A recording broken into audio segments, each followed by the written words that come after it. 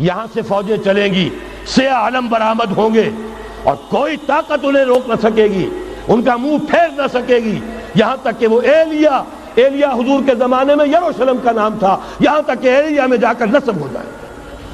گویا کہ یہ جو ہمارے ہاتھ سے نکلا ہے قبضے سے، پہلے بھی عربوں کے ہاتھوں سے نکلا تھا بیت المقدس، یروشلم، عرب واپس نہیں لے سکے تھے۔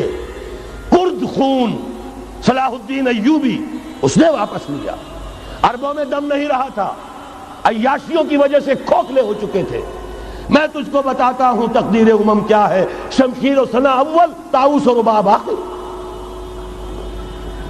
یہی وجہ ہے کہ تقریباً 20 صدی کے بعد ان کی حکومت ختم۔ آشمارا حق بود گر خون بارت بر زمین، بر زوال ملک مستعصم امیر المومنین۔ یہ ہوا کہ نہیں ہوا؟ جبکہ آئے ہیں تاتاری ہورڈز، اور جنہوں نے کہ آخری خلیفہ بنو عباس اسے محل میں سے نکالا، ایک کھال کے اندر لپیٹ کر اور اپنے گھوڑوں کے سوؤں تلے کچل دیا۔ عرب معزول کر دیے گئے تھے، لیکن اب دوبارہ عربوں کو جب سہارا ملا ہے، لیکن اب بھی انہوں نے کہیں اسلام قائم نہیں کیا۔ کوئی روس کا غلام رہا، کوئی امریکہ کا غلام رہا، کسی نے اس کا ساتھ دیا، کسی نے اس کا ساتھ دیا۔ تہذیب ہے تو مغربی، تمدن ہے تو مغربی، وضع میں تم ہو نصارہ تو تمدن میں ہنود، یہ مسلمان ہیں جنہیں دیکھ کے شرمائے یہود۔ یہی معاملہ جب ان کا ہوا تو اب اللہ تعالیٰ کی طرف سے ان کے اوپر وہ عذاب کی بھٹی گرم ہونے والی ہے۔ لیکن اس کے بعد پھر یہاں سے جائیں گے وہ جو ان کی مدد کریں گے، اور یہ ایلیا کو واپس لینے والے یہ مشرق سے چلنے والے لشکر ہوں گے۔ یہ اسی علاقے میں جب انقلاب آ جائے گا، یہ علاقہ خراسان اور پاکستان، جب یہاں نظام خلافت قائم ہوگا، یہاں سے اسلام کی توسیع ہوگی، اور یہاں سے جانب مشرق ہند اور جانب مغرب یہ جو یہودیوں کا سیلاب آ رہا ہے، ان دونوں کا مقابلہ کرنے کے لیے انشاءاللہ العزیز، ورنہ یہ اصابتان جو ہے ایک حدیث میں جمع کرنے کی کوئی اور حکمت ہو نہیں سکتی، ورنہ تو ہندوستان پہ کئی لشکر آئے ہیں۔ لیکن یہ کہ در حقیقت اسی وقت جب کہ عالم عرب میں وہ بھٹی دہکے گی، اسی وقت یہاں انقلاب آ چکا ہوگا۔ ایک طرف یہاں سے مدد کے لیے لشکر جائیں گے کہ جو مسلمان عرب جو ہیں ان کی مدد کریں گے، حضرت مہدی کے جھنڈے تلے لڑیں گے، حضرت مہدی کی حکومت کو مستحکم کریں گے، یؤتون للمہدی۔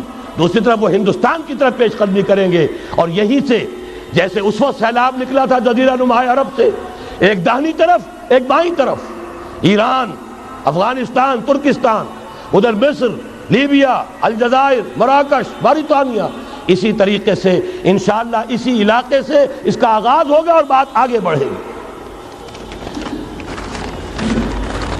تو غرب اثر حاصل کیا ہے؟ یہ ہونا ہے، پچھلے آثار ثابت کر رہے ہیں کہ ہونا ہے، حضور کی احادیث بتا رہی ہے کہ یہی سے ہونا ہے۔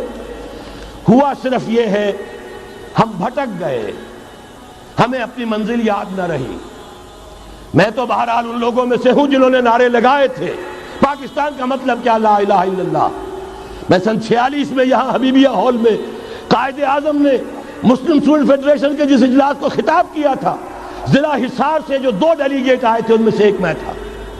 میں نے بہرحال اس تحریک میں بھی حصہ لیا ہے، ایک ننھے کارکن کی حیثیت سے لیا ہے، پھر حالات کو بدلتے اپنے آنکھوں سے دیکھا ہے، ہم کہاں سے کہاں جا پہنچے ہیں۔ ضرورت صرف اس بات کی ہے کہ آج ہمارا حال یہ ہے، ہماری قیادت، ہماری سیاست ان لوگوں کے ہاتھ میں ہے کہ وہ فریب خوردہ شاہی کے پلاح و کرگسوں میں اسے کیا خبر کہ کیا ہے، تب وہ تاب جاویدانہ، ان کی تہذیب مغربی، ان کی ذہنیت مغربی، ان کی وضاقتہ مغربی، ان کا تمدن مغربی، ان کی سوچ مغربی، ان کے سارے اطوار مغربی۔ حضرت عمر رضی اللہ تعالیٰ عنہ قائد خلافت ہے، بیت المقدس کا محاصرہ کیا گیا، فصیل بڑی اونچی، شہر اندر سے سیلف سفیشینٹ، حملے کا راستہ کوئی نہیں، محاصرہ طول کھینچ رہا ہے، لیکن ان کے پاس رسد بھی موجود ہے، پانی بھی موجود ہے، وہ دروازے بند کر کے بیٹھے ہوئے۔ بالآخر اللہ تعالیٰ کی مشیت کا ظہور کیسے ہوا؟ ان کے کچھ علماء آئے فصیل پر، کہا دیکھو مسلمانوں، تم قیامت تک بھی یہاں پڑے رہو گے محاصرہ کر کے، ہمارا یہ شہر فتح نہیں ہوگا۔ ہاں ایک درویش بادشاہ کے ہاتھوں یہ شہر فتح ہونا ہے، لیکن تمہارے اندر ہمیں وہ نظر نہیں آ رہا۔ ابو عبیدہ بن الجراح رضی اللہ تعالی عنہ امین هذه الامہ، ان کا فوراً ذہن گیا وہ درویش بادشاہ مدینے میں بیٹھا ہوا ہے عمر رضی اللہ تعالی۔ اب ایک اور عمر بھی ہے جو قندھار میں بیٹھا ہے، نقشہ وہی ہے، سادگی کی حد تک نقشہ وہی، بالکل وہی، اپنی آنکھوں سے دیکھا ہے وہی سادگی۔ عمر اول عمر ثانی تھے عمر بن عبدالعزیز۔ اب ایک اللہ کے فضل سے اللہ تعالیٰ ایدہ اللہ بنصرتہ، اللہ تعالیٰ ان کی نصرت فرمائے، دشمنوں کو ان کے مقابلے میں نیست و نابود کرے۔ انہوں نے ریکویسٹ بھیج دی کہ حضور تشریف لائیے، یہ شہر فتح ہو جائے گا۔ وہ ہے سفر تاریخی، اتنا طویل سفر، تقریباً 700 میل، ایک اونٹ، ایک خادم، ایک منزل پہ امیر المومنین اوپر بیٹھے، خادم آگے چل رہا ہے، اگلی منزل پہ خادم اوپر بیٹھا ہے، امیر المومنین آگے جا رہا ہے۔ اور جب پہنچے ہیں تو وہ باری تھی خادم کی، انہوں نے ہاتھ جوڑ دیا، حضور خدا کے لیے تم کیا کہیں گے لوگ، وہ میرا برا حال کر دیں گے، تمہیں شرم نہیں آئی؟ امیر المومنین پیدل آگے چل رہے نکیل پکڑ کر، اور تم بیٹھے ہو اوپر براجمان ہو۔ حضرت عمر فرمایا الدور دورک، نہیں، باری تمہاری ہے، بیٹھ۔ اس حال میں پہنچے ہیں، اور پھر یہ کہ ابو عبیدہ بن الجراح آئے ہیں، استقبال کیا ہے تو دیکھا ہے اس حال میں چلے آ رہے ہیں، عمر نکیل پکڑے ہوئے چلے آ رہے ہیں، اور کہتے ہیں کہ کہیں کیچڑ ویچڑ تھا، جوتے خراب ہو گئے تھے، وہ بھی اتار کے ہاتھ میں پکڑے ہوئے، کپڑے تو تھے ہی پھٹے ہوئے۔ انہوں نے کہا کہ حضرت ابو عبیدہ نے، دیکھیے یہ بڑا متمدن ملک ہے، بڑا مہذب علاقہ ہے یہ، آپ ذرا حلیہ اپنا درست فرما لیں تب جا کے پیش ہم آپ کو کریں گے۔ آپ نے فرمایا نحن قوم اعزنا اللہ بالاسلام، ہم وہ قوم ہیں جنہیں اللہ نے عزت دی ہے اسلام کے ذریعے سے، کپڑوں کے ذریعے سے نہیں، دولت کے ذریعے سے نہیں۔ اسی حال میں گئے ہیں، اوپر سے انہوں نے کھڑے ہو کر نشانیاں دیکھی ہیں، اپنی کتابیں کھولی، ہاں یہ وہی ہے، اچھا لو جی سرنڈر، شہر تمہارے ہاتھ میں۔ خون کا ایک قطرہ نہیں بہا اور بیت المقدس فتح ہو گیا۔ لیکن اس وقت حضرت عمر نے ایک نرمی یہ کی کہ یہودیوں کے لیے بھی اسے اوپن سٹی قرار دے دیا۔ یہ احسان عظیم حضرت عمر کا، اس سے پہلے یہودی آ ہی نہیں سکتا تھا، داخل ہی نہیں ہو سکتا تھا، وہاں وہ آ کر وزٹ نہیں کر سکتا تھا، زیارت نہیں کر سکتا تھا اپنے مقدس مقامات کی۔ حضرت عمر نے یوں سمجھیے کہ تقریباً 550 برس کے بعد ان کے لیے راستہ کھولا ہے کہ ہاں تم آ سکتے ہو، زیارت کر سکتے ہو۔ لیکن یہ عیسائیوں نے لکھوایا معاہدے کے اندر، انہیں یہاں آپ آباد ہونے کی اجازت نہیں دیں گے، لیکن کم وزٹ دی پلیسز، دیکھیں، زیارتیں کریں اور جائیں۔ یہ معاہدہ حضرت عمر کا ہے رضی اللہ تعالیٰ، جو پھر خلافت راشدہ کے بعد بنو امیہ نے بھی اس کو آنر کیا، بنو عباس نے کیا، پھر جو ہمارے یہ ترکوں میں اندر خلافت آئی تو ترک خلفاء نے بھی اس معاہدے کی پوری پابندی کی۔ فلسطین میں آ سکتے ہیں یہودی صرف زائرین کی حیثیت سے، وہاں آباد نہیں ہو سکتے۔ اب آئیے اگلا دور آیا حضرت عثمان کا دور خلافت۔ یہ ہے وہ وقت کہ اب یہود نے امت مسلمہ کی پیٹھ میں چھڑا گھونپا۔ وہ کیسے؟ ایک یہودی عبداللہ ابن سبا اسلام کا لبادہ اوڑھ کر آ گیا، معاشرے کا جائزہ لے لیا، ان میں بنو ہاشم اور بنو امیہ میں جو پرانی کشاکش تھی اس کے کچھ نہ کچھ جراثیم باقی ہیں، اگر ان کو ذرا بھڑکا دے تو مسلمانوں میں انتشار پیدا ہو جائے۔ کہا یہ عثمان کون ہے؟ یہ تو بنو امیہ میں سے ہے، یہ حق تو بنو ہاشم کا ہے، خلافت ان کے پاس ہونی چاہیے، محمد کے تو رشتہ دار وہ ہے صلی اللہ علیہ وسلم۔ عوام الناس کے اندر بات پھیلنی شروع ہوئی، پھر ایک بڑی سازش کے انداز میں حضرت عثمان کے خلاف پروپیگنڈا، حضرت عثمان کے جو عاملین تھے، گورنر تھے، ان کے خلاف پروپیگنڈا، اور ایسی ہوشیاری کرتے تھے کہ کوفے میں کوفے کے حاکم کے خلاف کچھ نہیں کہنا، اجی مصر میں یہ ہو رہا ہے، اجی شام میں یہ ہو رہا ہے، اجی یہ جو عثمان ہے وہ یہ کر رہا ہے، یہ ظلم ہو رہا ہے، یہ لوٹ مار ہو رہی ہے، یہ خیانتیں ہو رہی ہیں۔ اب نہ تو اس زمانے میں مینز آف کمیونیکیشن، کیسے تصدیق کریں؟ افواہیں تو آپ آج کراچی کے اندر شروع ہو جائے تو پتہ نہیں چل سکتا کسی کو کہ کیا اس میں صداقت ہے کیا جھوٹ ہے. اور بری بات جو ہے فطرت انسانی کی کمزوری ہے وہ فوراً قبول کرتا ہے. کسی کے بارے میں اچھی بات ماننے کو تیار نہیں ہوتا لیکن بری بات تو فوراً تیار. بہرحال یہ فتنہ انہوں نے اٹھایا، حضرت علی کی الوہیت کا فتنہ اٹھایا، حضرت عثمان کے خلاف الفتنۃ الکبریٰ برپا کیا. حضرت عثمان شہید ہوئے.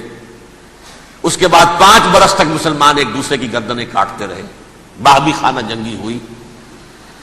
امت کو وہ زخم لگایا ہے جو آج تک جس سے خون رس رہا ہے. یہ شیعان عثمان اور شیعان علی تھے جو بعد میں پھر سنی اور شیعہ ہو اور آج تک ہے. فتنہ کس نے جگایا؟ ایک عبداللہ ابن سبا یہودی اور اس کے کارندے، شیطان کا ایجنٹ، اور انسانوں میں سے بھی اس کے جو بھی حواریین تھے اور شیطانوں کے اندر سے بھی تھے، انہوں نے بھی اس آگ کو بھڑکایا. یہ آپ سوچ لیجئے کہ یہ کس نے وہ زخم لگایا؟ یہودی. اگلا دور آیا، خلافت راشدہ ختم ہوئی، بنو امیہ کا بھی دور کافی گزر گیا. طارق ابن زیاد 712 عیسوی میں حملہ کرتے ہیں اسپین پر. اسپین اس وقت عیسائیت کا بہت بڑا گڑھ، بڑے کٹر ترین عیسائی جو ہے وہ اسپین میں تھے. لہذا یہودیوں کی وہاں بہت پٹائی ہوتی تھی. یہ میں بتا چکا ہوں، دشمنی تھی ان کی تو چلی آ رہی تھی. عیسائیوں کے ہاتھوں یہودیوں کی وہ تو سن 300 عیسوی سے ایمپرر کانسٹنٹائن کے بعد سے شروع ہو گئی تھی. اس حوالے سے یہودیوں نے اس وقت چالاکی یہ برتی، کچھ راستے واسطے بتائے، کچھ مدد کی طارق ابن زیاد کی. طارق ابن زیاد نے انہیں اپنا محسن سمجھا. ہسپانیہ فتح ہو گیا تو یہودی چونکہ محسنین کی فہرست میں آ چکے تھے، انہیں بہت اقتدار نصیب ہوا. بڑی سپورٹ مسلمانوں نے دی. ان کے بڑے بڑے علماء جو اسی دور کے اندر پیدا ہوئے، بڑے بڑے تھنکرز ان کے اسی دور میں پیدا ہوئے. بن گوریون جو کہ ایک وزیر اعظم تھا اسرائیل کا، اس نے یہ لکھا اپنی کتاب میں، Muslim Spain was the golden era of our diaspora. وہ ڈائسپورا جو 70 عیسوی سے شروع ہوا تھا اور 1917 عیسوی تک جاری رہا ہے، اس میں سے گولڈن ایرا ہمارا جو تھا وہ مسلم اسپین تھا. ہسپانیہ میں بیٹھ کر ہم نے عیش کیے. لیکن وہاں سے انہوں نے اور جو کچھ کیا، یہ تو داستان کے تو بہت سے گوشے ہیں، لیکن میں جس اسٹریٹ لائن میں چل رہا ہوں اس کے اعتبار سے ایک بات سمجھ لیجیے. وہاں بیٹھ کر انہوں نے اب عیسائیت کی پیٹھ میں چھرا گھونپا، پروٹیسٹنٹ مذہب پیدا کیا، تقسیم کر دیا. جیسے شیعہ سنی کی تقسیم، عبداللہ ابن سبا، رومن کیتھولک اور پروٹیسٹنٹ کی تقسیم، یہودی علماء. ہوتا کیا تھا؟ ہسپانیہ کی یونیورسٹیاں ہیں، کارڈووا میں ہے، ٹولیڈو میں ہے، گریناڈا میں ہے، غرناطہ، قرطبہ، تولیتلا، اور وہاں آتے تھے لوگ. فرانس سے چلے آ رہے ہیں نوجوان پڑھنے کے لیے، جرمنی سے چلے آ رہے ہیں، اٹلی سے چلے آ رہے ہیں. 3 ہی ملک قریب ترین پڑھتے ہیں سینٹرل جو یورپ کے ہیں. یہاں پر جو ہے وہ اسلام جو نور پھیلا رہا تھا اس سے بھی مستفیض ہوئے. جہالت کے جو ہے پردے ان کے وہ چھٹے. اس کے ساتھ ہی وہ یہودی وہاں ان کے اندر جو جراثیم داخل کر رہے تھے وہ اس عیسائیت کے خلاف بغاوت تھی جو اس وقت دنیا میں. اب میں آپ کو ذرا اس جو انسانوں میں سے انسان دشمنی کا جن کا سب سے بڑا رول ہے، میں ان کی 2000 سالہ تاریخ کا آپ کے سامنے نقشہ رکھنا چاہتا ہوں. ان 1400 سال کا تو میں نے صرف 4 آپ کو پوائنٹس بتائے. موسیٰ سے عیسیٰ تک 1400 برس علیہ الصلوۃ والسلام.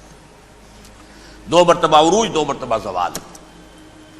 اشیریوں کے ہاتھوں پٹوائی، بابلیوں کے ہاتھوں پٹانا، گریکس کے ہاتھوں مرمت، رومنس کے ہاتھوں مرمت. یہ جو 2000 سال ہیں، کیونکہ اب تو ظاہر بات ہے 21ویں صدی شروع ہو گئی، 20 صدیاں حضرت مسیح کو پوری ہو گئی. پہلی بات نوٹ کیجئے، حضرت مسیح کی پیدائش ہے سن 1 قبل مسیح. یہ نقطہ آپ نے کبھی سنا ہے یا نہیں؟ جب ملینیم کا سلسلہ شروع ہوا تھا پچھلے سال تو میں نے بیان کر دیا تھا کہ ایک عجیب حساب کے اندر انہوں نے غلطی کی ہوئی ہے. حضرت مسیح کی پیدائش ہوئی 25 دسمبر کو. سن انہوں نے شروع کر دیا، اس کے بعد جنوری آئی تو پہلا سال شروع ہو گیا. اگر جنوری سے پہلا سال شروع ہوا تو یہ 6 دن جو ہے تو اس کے پچھلے سال میں تھے. لہذا کہا جائے گا کہ Jesus Christ was born 1 year before Christ, BC. تو ایک قبل مسیح میں حضرت مسیح کی پیدائش ہوئی. یہ آخری اسرائیلی نبی اور رسول. یہودی علماء کی مخالفت، دشمنی، سولی پر چڑھوا دینا میں بیان کر چکا ہوں. سن 33 عیسوی میں جبکہ حضرت مسیح کی عمر 33 برس تھی، اللہ تعالیٰ نے انہیں زندہ آسمان پر اٹھا لیا. لیکن یہودیوں نے اپنے خیال کے مطابق انہیں سولی پر چڑھوا دیا، ان کی موت واقع ہو گئی.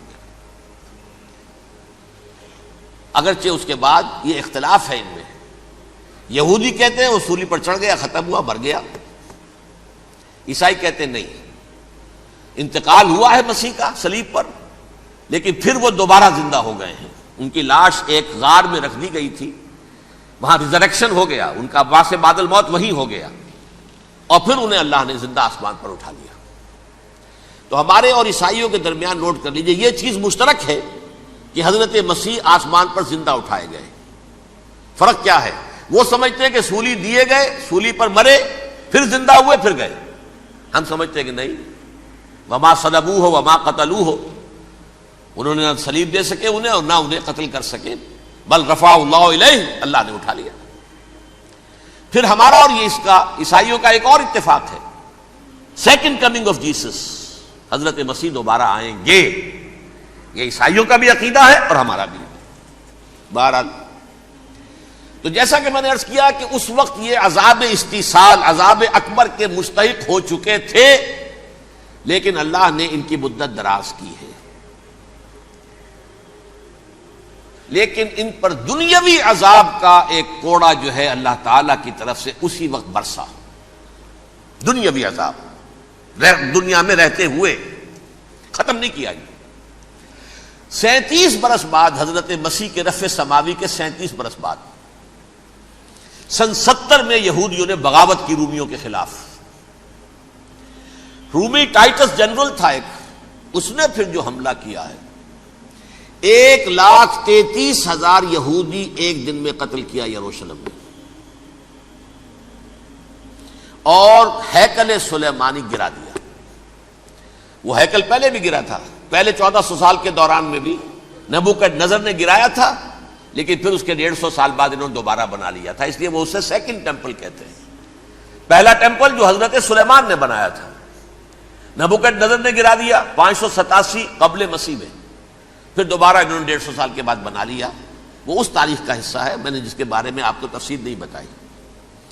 اس میں یہ ہوا سن 70 میں وہ گرا دیا گیا، وہ آج تک گرا پڑا ہوا ہے. نمبر 2 یہ کہہ دیا گیا کہ یہودیوں اس ارض فلسطین سے نکل جاؤ، تم یہاں نہیں رہ سکتے ہو. لہذا جس کا جہاں سینگ سمایا چلا گیا. یورپ میں چلے گئے، ایشیا میں آ گئے، عرب میں آ گئے. یہ 3 قبیلے جو رات بھی میں نے عرض کیا تھا، بنو قینقاع، بنو نذیر اور بنو قریظہ، یہ وہاں سے آ کے مدینے میں آباد ہو گئے. جس کا جہاں سینگ سمایا، افریقہ میں، ہندوستان میں، جہاں چلے گئے. ڈایاسپورا اسے کہتے ہیں، وہ آپ نوٹ کر لیجیے اس لفظ کو، ڈایاسپورا. ہمارا دور انتشار، جبکہ ہمیں ہماری اصل سرزمین تو فلسطین ہے، حضرت ابراہیم کا مسکن، حضرت اسحاق، حضرت یعقوب کا مسکن فلسطین، یہ ہے ہماری اصل جاگیر، یہ تو ہماری جدی پشتی جاگیر ہے. لیکن یہاں سے نکال دیے گئے سن 70 عیسوی میں، اور وہاں سے لے کے 1917 تک ان کا ڈایاسپورا جاری رہا. یہ دور انتشار ہے. اس دور انتشار کے اب چند حصے ہیں جس کو میں چاہتا ہوں کہ آپ علیحدہ علیحدہ سمجھ لیں. دور انتشار کا جو پہلا جو ہے تقریباً 300 برس رومی حکمران تھے. وہ یہودیوں کے بھی دشمن تھے اور عیسائیوں کے بھی دشمن تھے. عیسائی اور یہودی ایک دوسرے کے بھی دشمن تھے، لیکن رومی سمجھتے تھے کہ یہ ایک ہی تھیلی کے چٹے بٹے ہیں. رومیوں کے نزدیک عیسائی بھی یہودیوں ہی کا ایک فرقہ تھے، کوئی علیحدہ مذہب تو تھا ہی نہیں. لہذا رومی جو ہیں رومنز، وہ ان دونوں کو ستاتے تھے، مارتے تھے، اور یہ آپس میں لڑتے تھے. یہودی عیسائیوں کو مارتے تھے، عیسائی یہودیوں کو مارتے تھے. یہ ہے 300 برس تک کی تاریخ. سن 300 عیسوی میں کیا ہوا؟ ایک معجزہ ہو گیا. بہت عظیم ایمپرر کانسٹینٹائن، قسطنطین اعظم، رومن ایمپررز میں سے بہت بڑا ایمپرر، وہ عیسائی ہو گئے. اب تو معاملہ بالکل تلپٹ ہو گیا، پوری سلطنت عیسائی ہو گئی. اب عیسائیوں کے عیش ہو گئے اور یہودیوں پہ مار پڑنی شروع ہوئی. اب عیسائیوں کا آپ خود سوچئے کہ جنہیں وہ خدا بنا بیٹھے ہیں، خدا کا بیٹا قرار دے رہے ہیں، ان کے قاتل کون؟ یہودی بدماش. لہذا ان کی وہ پٹائی شروع ہوئی ہے یورپ میں، پوری رومن امپائر میں. انہیں ذلیل کیا گیا، شہروں میں آمد بند، علیحدہ رہو، گھیٹوز کے اندر رہو. یہودی کا نام جو ہے وہ گالی بن گیا، جیسے آج بھی یہودی گالی کہتے ہیں، جیسے خنزیر کا لفظ. آخر وہ بھی اللہ کی مخلوق ہے، لیکن آپ کو معلوم ہے کوئی شخص زبان پہ نام نہیں لانا چاہتا خنزیر کا، سور کا. ہے تو مخلوق وہ بھی ایک حیوان ہے. ایسے ہی یہ ہے یہودی گالی، جیوٹ گالی. لہذا ایک طرف تو ان دونوں کے درمیان دشمنی، جس کو قرآن کہتا ہے وَأَغْرَيْنَا بَيْنَهُمُ الْعَدَاوَةَ وَالْبَغْضَاءَ، ہم نے ان کے مابین دشمنی جو ہے پیدا کر دی.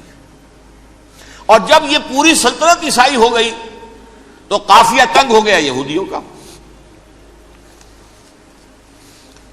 اب آئیے 571 عیسوی، یعنی جبکہ ڈائسپورا کو کتنا عرصہ ہو چکا تھا؟ 500 برس. سن 70 سے شروع ہوا نا ڈائسپورا، جب ٹائٹس نے گرایا ہے ہیکل کو اور نکال باہر کیا انہیں فلسطین سے. بھاگ جاؤ، یہاں ایک یہودی بھی نہیں رہے گا. فلسطین سے نکال دیے گئے. اس کے پورے 500 برس بعد سن 571 عیسوی میں حضور کی پیدائش ہوئی، ولادت باسعادت محمد الرسول اللہ صلی اللہ علیہ وسلم. 610 میں آپ پر وحی کا آغاز ہوا. لیکن حضور کے ساتھ ان کا معاملہ کیا رہا؟ اول تو جبکہ حضور ابھی مکے ہی میں تھے، یہودیوں نے ریشہ دوانیاں شروع کر دی حضور کے خلاف. قریش مکہ کو سکھاتے تھے، پڑھاتے تھے، ان سے یہ پوچھو، ان سے یہ پوچھو، انہیں اس طرح تنگ کرو، ان سے یہ امتحان لو، یہ آپ کے علم میں ہے. سورہ بنی اسرائیل میں، سورہ کہف میں وہ سوالات جو امتحانی سوالات آئے تھے، ذوالقرنین کون تھا، اصحاب کہف کون تھے، تم رسول بنے پھرتے ہو تو بتاؤ، اور یہ روح کی حقیقت کیا بتاؤ. یہ ساری ریشہ دوانیاں کر رہے تھے بیٹھے ہوئے ابھی وہیں پر. حضور ابھی پہنچے بھی نہیں. ہجرت فرما کر حضور تشریف لے آئے تو حضور نے، جسے ماسٹر سٹروک کہا جائے گا، یعنی اسٹیٹس مین شپ کا ماسٹر سٹروک، آپ نے مدینے میں آتے یہودیوں کے ساتھ پیکٹ کر دیا، جوائنٹ ڈیفنس پیکٹ آف مدینہ، کہ اگر مکے والے ہم پر حملہ کریں گے تو ہم مل جل کر ایک قوم کی حیثیت سے مقابلہ کریں گے. یہ میثاق مدینہ کہلاتا ہے، جس کے بہت غلط معنی پہنائے جا رہے ہیں آج کل. بہرحال میں موضوع میرا چونکہ یہ نہیں، میں ادھر نہیں جاؤں گا. لیکن ہوا کیا؟ ہر مرتبہ یہ خیانت کے مرتکب ہوئے. ان نے جو عہد کیے تھے ان سے پھرے، اندر ہی اندر سازش، ریشہ دوانی، حضور کی بدترین دشمنی. سورہ نساء کی آیت نمبر 12 میں 14 میں 13 میں فرمایا ہے لا تزال تطلع علی خائنۃ منہم. اے نبی، ہمیشہ آپ کے علم میں ان کی طرف سے خیانتیں، بددیانتیاں آتی رہیں گی. اور بار بار وہ مسلسل جنگ کی آگ بھڑکاتے تھے. قریش کو دعوت دیتے، آؤ آؤ آؤ، ہم اندر سے بغاوت کر دیں گے، تم آؤ تو صحیح، ختم کریں محمد کو اور اہل ایمان کو صلی اللہ علیہ وسلم ورضی اللہ تعالی عنہم اجمعین. لیکن پھر جب وہ آتے تھے تو یہ دبک جاتے تھے، ان میں ہمت نہیں تھی. میدان کے مرد نہیں رہے تھے. یہ سورہ حشر میں ان کا نقشہ کھینچا گیا ہے. کھلے میدان میں مقابلے کی اس کے اندر صلاحیت ہی نہیں ہے. یہ تو فصیلوں کے پیچھے سے، جیسے عورتیں کہیں دیہات میں لڑائی ہوتی ہے تو مرد جو ہے گلیوں میں لڑتے ہیں، عورتیں اوپر سے پتھر پھینکتی ہیں، بس وہ کام یہ کر سکتے تھے. من ورائے جدر، فصیلوں کے پیچھے سے، جنگ میں میدان میں نہیں آ سکتے. بہرحال قرآن مجید میں ہے یہ سورہ مائدہ کی آیت نمبر 64، کلما اوقدوا نارا للحرب اطفاها اللہ. اکثر و بیشتر مواقع پر تو یہ جب آگ بھڑکاتے تھے جنگ کی، اللہ اسے بجھا دیتا تھا. لیکن بہرحال اس کے باوجود جنگیں ہوئی، غزوہ بدر، غزوہ احد ہوئی کہ نہیں؟ یہ ساری اصل شرارت ہوئی. اور اس کے نتیجے میں حضور نے پھر ایک ایک کر کے 3 قبیلوں کو سزا دی. غزوہ بدر کے فوراً بعد بنو قینقاع نکالے گئے مدینے سے، غزوہ احد کے فوراً بعد بنو نذیر نکالے گئے، اور غزوہ احزاب کے بعد بنو قریظہ نکال دیے گئے. یہ تو میں نے آپ کے سامنے رکھ دیا صرف حضور کے زمانے میں ان کا کیا رویہ رہا. دشمن، رات بھی ہم نے وہ آیت پڑھی تھی، لَتَجِدَنَّ أَشَدَّ النَّاسِ عَدَاوَةً لِلَّذِينَ آمَنُوا الْيَهُودُ وَالَّذِينَ أَشْرَكُوا. اہل ایمان کی دشمنی میں شدید ترین تم پاؤ گے یہودیوں کو اور مشرکین کو. مشرکین بھی بعد میں ہے، پہلے یہودی. حضور کے بعد کیا ہوا اب یہ نوٹ کیجئے، یہ ان کی تاریخ کا دوسرا دور. حضرت عمر رضی اللہ تعالیٰ عنہ کا عہد خلافت ہے. بیت المقدس کا محاصرہ کیا گیا، فصیل بڑی اونچی، شہر اندر سے سیلف سفیشینٹ، حملے کا راستہ کوئی نہیں. محاصرہ طول کھینچ رہا ہے لیکن ان کے پاس رسد بھی موجود ہے، پانی بھی موجود ہے، وہ دروازے بند کر کے بیٹھے ہوئے ہیں. بالآخر اللہ تعالیٰ کی مشیت کا ظہور کیسے ہوا؟ ان کے کچھ علماء آئے فصیل پر، کہا دیکھو مسلمانوں، تم قیامت تک بھی یہاں پڑے رہو گے محاصرہ کر کے ہمارا، یہ شہر فتح نہیں ہوگا. ہاں ایک درویش بادشاہ کے ہاتھوں یہ شہر فتح ہونا ہے، لیکن تمہارے اندر ہمیں وہ نظر نہیں آ رہا. ابو عبیدہ بن الجراح رضی اللہ تعالی عنہ، امین هذه الامہ، ان کا فوراً ذہن گیا وہ درویش بادشاہ مدینے میں بیٹھا ہوا ہے عمر رضی اللہ تعالی. اب ایک اور عمر بھی ہے جو قندھار میں بیٹھا ہے. نقشہ وہی ہے، سادگی کی حد تک نقشہ وہی ہے، بالکل وہی، اپنی آنکھوں سے دیکھا ہے وہی سادگی. عمر اول عمر ثانی تھے عمر بن عبد العزیز. اب ایک اللہ کے فضل سے اللہ تعالیٰ ایدہ اللہ بنصرتہ، اللہ تعالیٰ ان کی نصرت فرمائے، دشمنوں کو ان کے مقابلے میں نیست و نابود کرے. انہوں نے ریکویسٹ بھیج دی کہ حضور تشریف لائیے، یہ شہر فتح ہو جائے گا.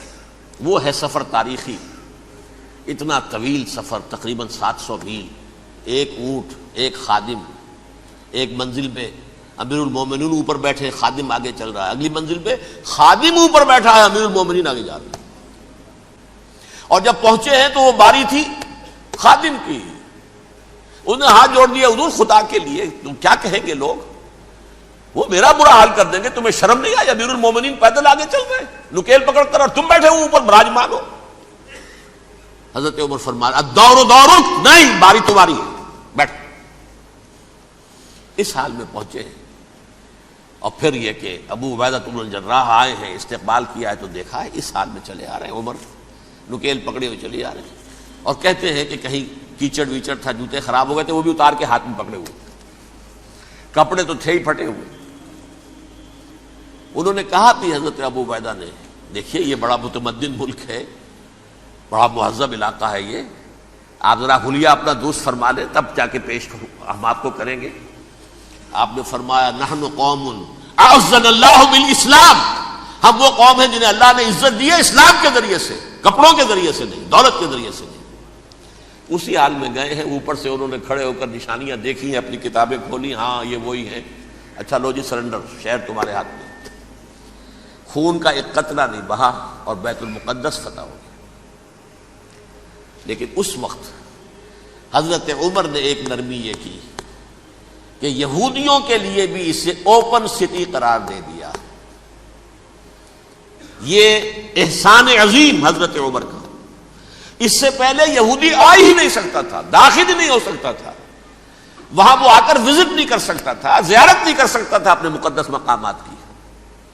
حضرت عمر نے یوں سمجھیے کہ تقریباً 550 برس کے بعد ان کے لیے راستہ کھولا ہے کہ ہاں تم آ سکتے ہو، زیارت کر سکتے ہو.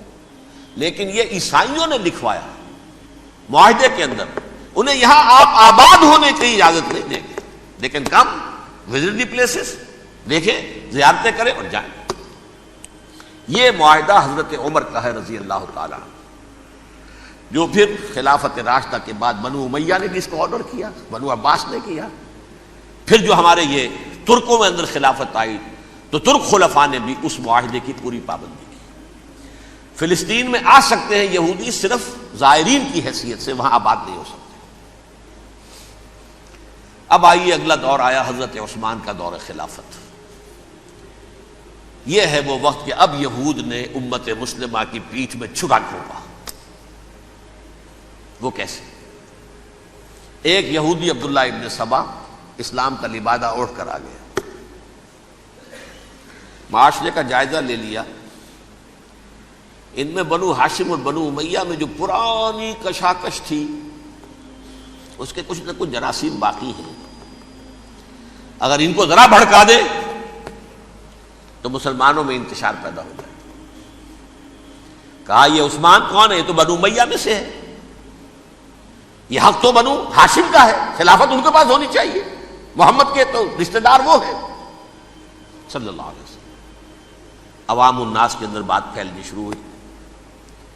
پھر ایک بڑی سازش کے انداز میں حضرت عثمان کے خلاف پروپیگنڈا، حضرت عثمان کے جو عاملین تھے، گورنر تھے، ان کے خلاف پروپیگنڈا، اور ایسی ہوشیاری کرتے تھے کہ کوفے میں کوفے کے حاکم کے خلاف کچھ نہیں کہنا. اجی مصر میں یہ ہو رہا ہے، اجی شام میں یہ ہو رہا ہے، اجی یہ جو عثمان ہے وہ یہ کر رہا ہے، یہ ظلم ہو رہا ہے، یہ لوٹ مار ہو رہی ہے، یہ خیانتیں ہو رہی ہیں.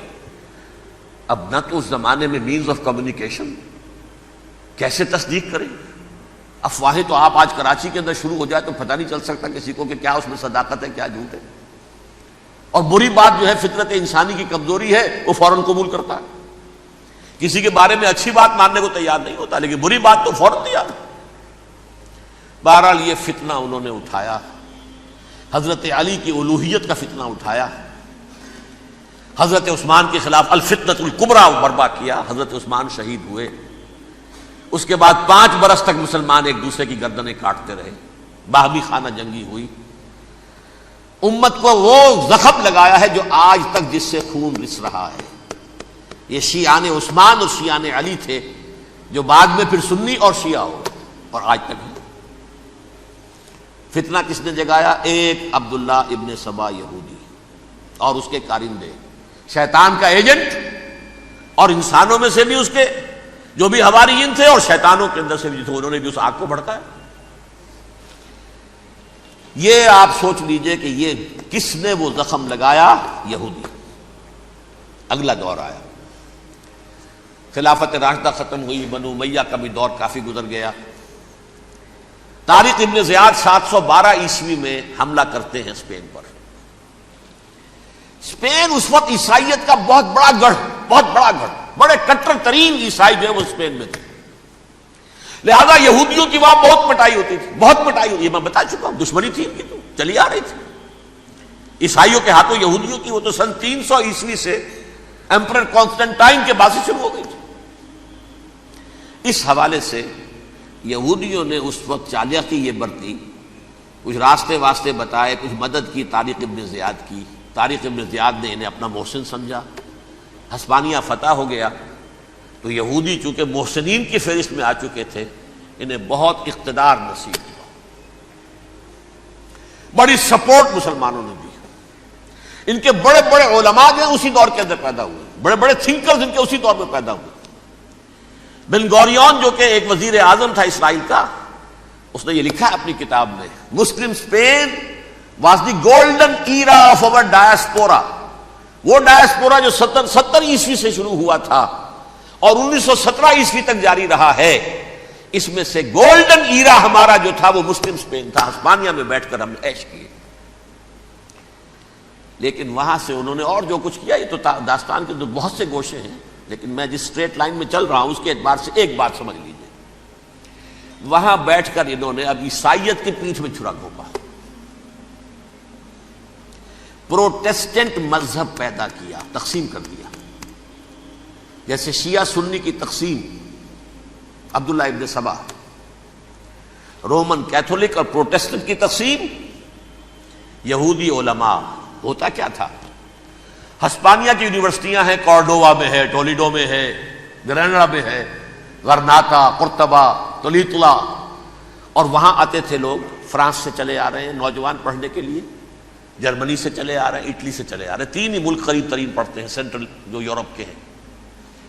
یہاں پر جو ہے وہ اسلام جو نور پھیلا رہا تھا اس سے بھی مستفیض ہوئے، جہالت کے جو ہے پردے ان کے وہ چھٹے، اس کے ساتھ ہی وہ یہودی وہاں ان کے اندر جو جراثیم داخل کر رہے تھے وہ اس عیسائیت کے خلاف بغاوت تھی جو اس وقت دنیا میں عیسائیت اس وقت تھی۔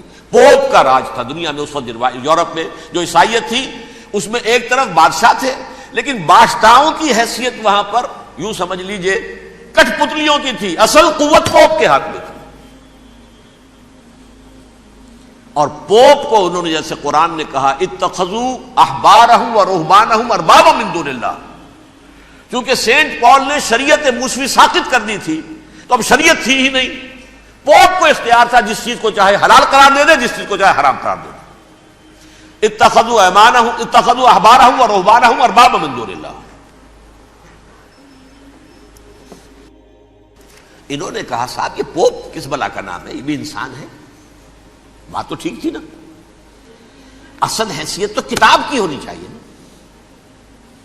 ڈیوائن بک، دی ریویلڈ اسکرپچر، لہذا اور یہ کتاب ہر شخص پڑھ سکتا ہے، کوئی پوپ کے باپ کو جو ہے کوئی اس کے لیے پروپرائٹری رائٹس تو نہیں ہے کہ صرف پوپ پڑھ سکتا ہے یا پادری پڑھ سکتے ہیں، ہم بھی پڑھ سکتے ہیں، ہم بھی سمجھ سکتے ہیں۔ یہ باتیں تھی کہ جن کو بڑھا چڑھا کر بیان کر کے اور پوپ کا اقتدار ختم کرا دیا اور توجہ مرکوز کر دی بائبل کی طرف۔ اب بائبل میں بڑا حصہ تو اولڈ ٹیسٹامنٹ کا ہے، نتیجہ کیا ہوا؟ یہود کی عظمت پروٹیسٹنٹس کے نزدیک مسلم ہو گئی۔ اصل قوم تو یہ ہے، وہ دشمنی بدلی کہ نہیں بدلی؟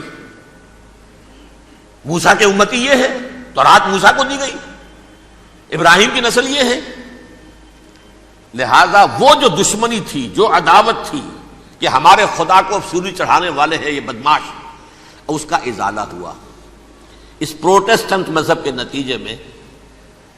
یہ میں اب آپ کو بتاتا ہوں کہ ایک نتیجہ وہ نکلا ہے جسے برٹرنڈ رسل نے بیان کیا ہے،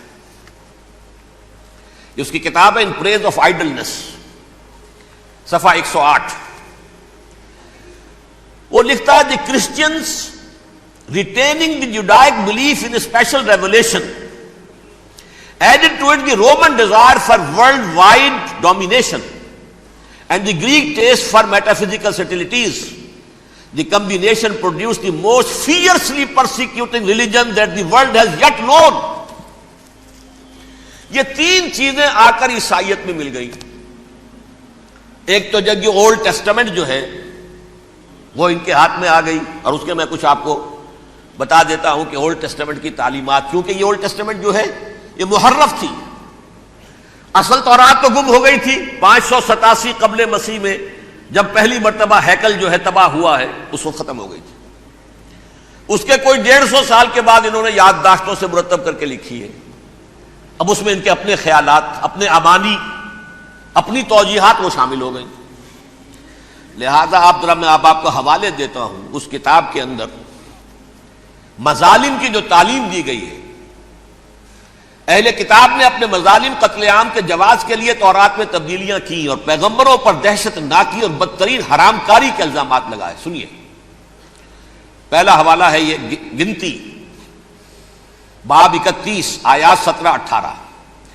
اس لیے ان بچوں میں جتنے لڑکے ہیں سب کو مار ڈالو، اور جتنی عورتیں مرد کا منہ دیکھ چکی ہیں ان کو بھی قتل کر ڈالو، لیکن ان لڑکیوں کو جو مرد سے واقف نہیں اور اچھوتی ہیں اپنے لیے زندہ رکھو۔ یہ کسی اللہ کی کتاب کا یہ جملہ ہو سکتا ہے؟ کسی ریویلڈ بک کا؟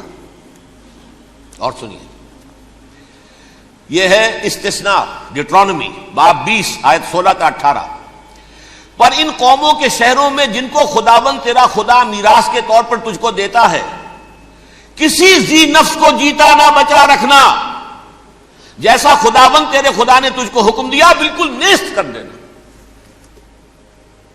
مرد، عورتیں، بچے، بوڑھے سب ختم۔ یہ کتاب مقدس ہے۔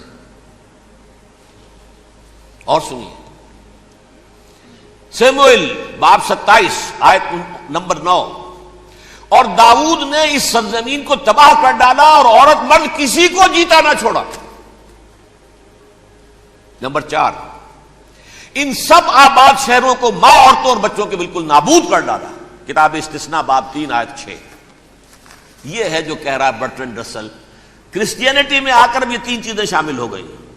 ایک تو یہ باربیرین، یہ تعلیم جو ہے، اور یہ مذہب کے نام پہ تعلیم، یہ کتاب مقدس کی تعلیم۔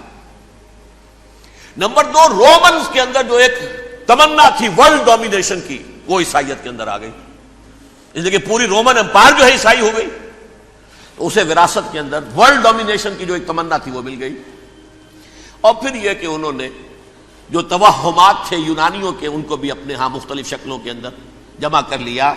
ان 3 چیزوں کا the combination produced the most fiercely persecuting religion that the world has yet known. اس کے نتیجے میں دنیا میں تاریخ انسانیت کے اندر جو بدترین خوخار ترین مذہب ہو سکتا ہے، وہ شکل عیسائیت نے اختیار کی۔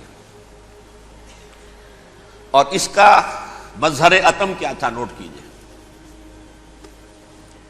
صلیبی جنگیں۔